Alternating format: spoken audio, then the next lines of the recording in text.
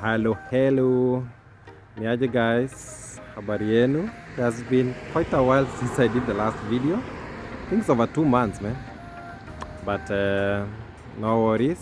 So right now, I just wanted to share something. Again, it's from, I just love this reverend of mine because every time I listen to her, she challenges my soul, and I want to say and write and say something about it. That's why I'm even doing this video. I'm just from church. I've enjoyed myself. Ooh, look at that new look. I love this college.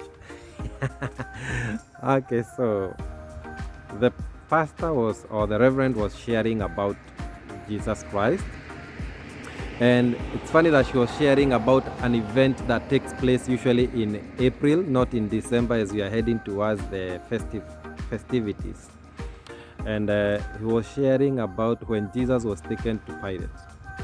And Pilate asked him, "Who are you? Because people are bringing me to you." Actually, he asked, "What have you done?" And kind of caught me and made me sit down and ask myself, if somebody was to pop up and ask you, "What have you done?" Not necessarily what have you done wrong, but what have you done with your life? I mean, one day we are all going to die. It's no secret.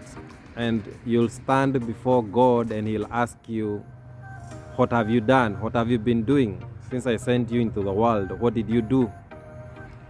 And if you have gone through the men, there's a program we went through when we were back in Kenya, and it was called Man Enough program. Yeah, that's what was escaping my mind. And you're taught more about a legacy or living a legacy.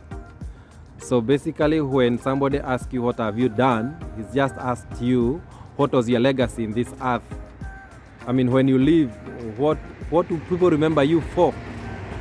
They remembered Christ for all the deeds that He did. He preached the gospel. He did miracles. We remember Him now, although we never met Him. We remember Him because of the things that He did. And we know about Nelson Mandela. We know about Kibaki. We know about Moi. We know about, Clinton. Whoever you can talk about, you can sit down and think about what they did. We also know about our grandparents and about our fathers and mothers. We can sit here and say whatever they did, whether good or bad, the story is out there. And so when they write your story, what do they say about you? And it's never that huge that people say that you have to touch the whole world. You can basically touch the community that you live in, and that is still your legacy. You don't have to be that huge person that we are thinking about, the person that is written in books, and you can, but it's not a must. That's not the only thing that you can do. I mean, this story reminds me of when I was a kid, and my favorite cartoon character was Superman. And I saw what Superman would do, and I would go down when I was going to sleep. I would ask God, "Can you make me Superman? Can you make," Superman would just be seated somewhere, and then somebody would call, "Superman!" And then he will fly and go and save the day. And that is his legacy. So that's what I wanted to be. I wanted to be a person that saves lives.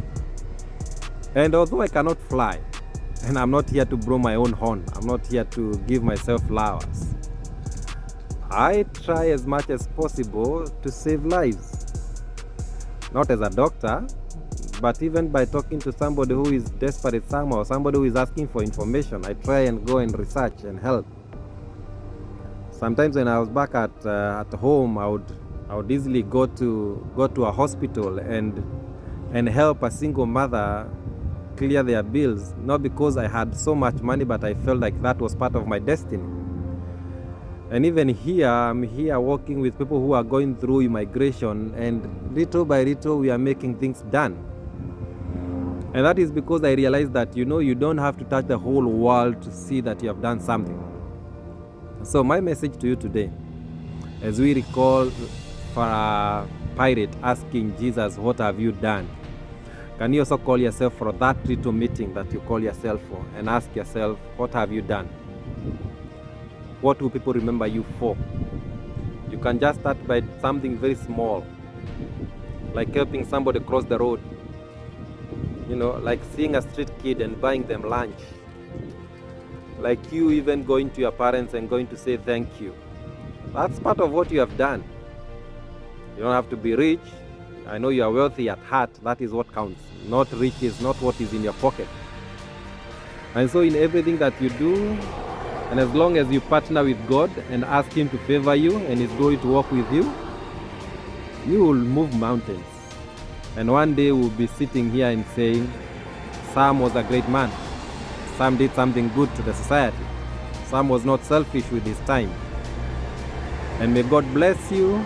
May God be with you. May God keep you. May God give you ideas. Because this life is not just for our own selves.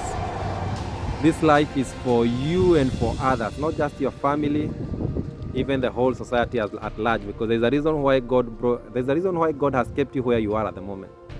And like I always say, try and ascertain why God has kept you where you are, because you might be delaying in that one place. You know how the Israelites delayed in the desert until they realized the will of God into their lives. Maybe you are delaying where you are because you have not yet realized the reason why God has taken you there. Maybe you have not touched the lives that God brought you there to touch. So any person that comes to your life, whether they are your friends, whether they are just strangers, just know they are there as part of your destiny. It's upon you to connect the dots.